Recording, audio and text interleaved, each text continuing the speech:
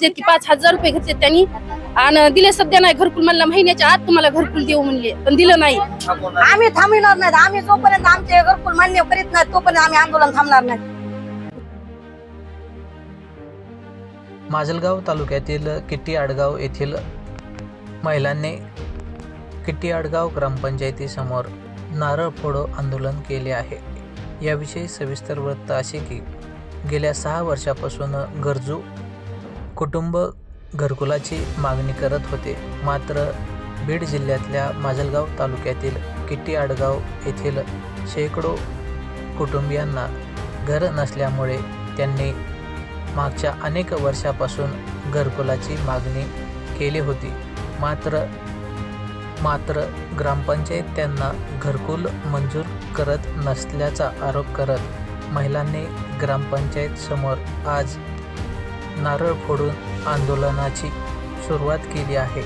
जोपर्यंत आमची मागणी मान्य होत नाही तोपर्यंत ग्रामपंचायत समोरच उपोषण करण्याचा इशारा संतप्त महिलांनी दिला आहे. तर या मागणीविषयी महिलांचं म्हणणं काय आहे ऐकूया त्यांच्याच शब्दात.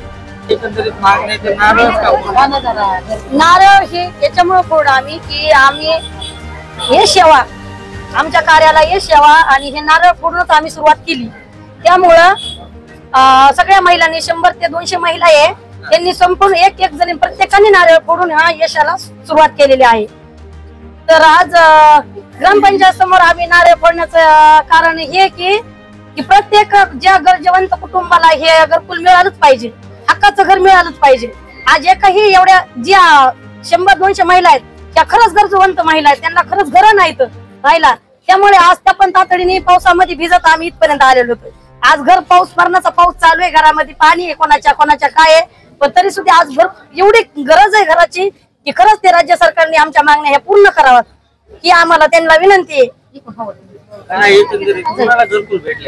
आमच्यात कुणालाच नाही. आम्ही असं सांगू शकत नाहीत की ह्याला भेटलंय म्हणून. आम्हाला ओपन वाल्याला एकालाही घरकुल आलेलं नाही.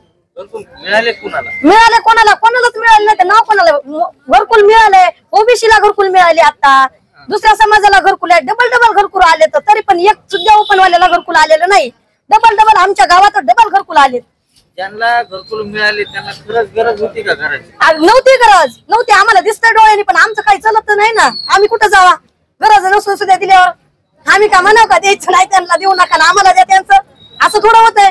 आम्हाला ज्याला गरज आहे आम्हाला असं वाटतंय ज्याचं घर गळत आहे आम्ही तू करतोय की हे घर आम्हाला पाहिजे नव्हतं ह्यांना पाहिजे होतं पण असं करून उपयोग नाही ना. सगळ्यांनाच मिळायला पाहिजे ना. सगळ्याला प्रत्येक महिलेला घर हे मिळालं पाहिजे. आणि सांगितलं मोदी सरकारने सांगितलं 2008 पासून की घरकुल भेटणार आहे. घरकुल अजून कोणालाच घरकुल आलेलं नाही. काय करायचं मग? आम्ही जेवढं आमच्या हातात आहे तेवढं आम्ही प्रयत्न करायला लागलो. इशारा एवढाच आहे की राज्य सरकारने आमचं हे मनाव घ्यावा आणि प्रत्येकाला घरकुल द्यावा ही आमची त्यांना मागणी आहे. आम्ही थांबणार नाही. आम्ही जोपर्यंत आमचे घरकुल मान्य करीत नाही तोपर्यंत आम्ही आंदोलन थांबणार नाही. त्यांना वाटत असं आम्ही थांबितो आणि हे असं नाटक आहे असं अजिबात नाही होणार. हे खरंच आहे. आम्ही खरंच करून दाखविणार. हे उपोषण धरणार. आम्ही इथं ग्रामपंचायत समोर आम्ही इथं राहणार उपोषणाला बसणार.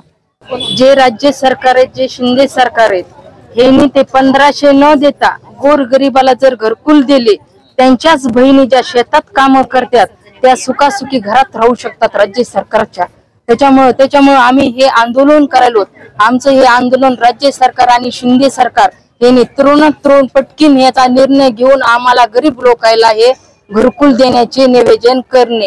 हे 1500 नको. ह्यांचे 1500 काही कामाचे नाही आहे. ते त्यांचे नवरेच पिऊन येले त्या 1500 रुपयामध्ये आहे. ते नाद व्यसन लागायले. काय करायचं? हे जे घरकुलचं मुद्द्याचं आहे ते ठेवले आणि सरकार दरबारीच नवीन काहीतरी काढायले.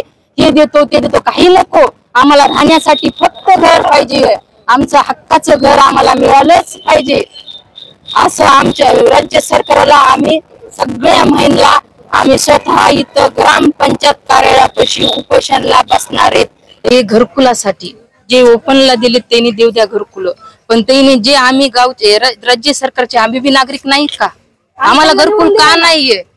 आम्हाला बी घरकुल पाहिजे. आम्ही नागरिक नाहीत का?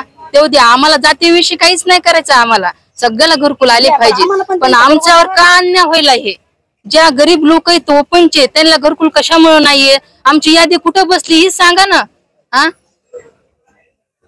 त्याच्यामुळे आमचं आमचे म्हणणं असं नाही की आम्हाला पास द्या, काहीतरी त्याचा निर्णय घ्या ना तुम्ही.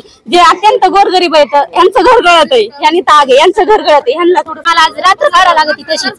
थोडा जरी पाऊस आला तर बितडीच्या खालून नावाने पाणी लागत आहे. बितडी येऊन असं टपटप मिळत आहे आमचं घराला. घरी येऊन बघ आमच्या असलं पाणी येतं, सगळं वल्ला झालंय. रात्रभर आम्हाला नुसते लेकरं उभं राहून काढा लागत, असं घर गळत आहे आमचं.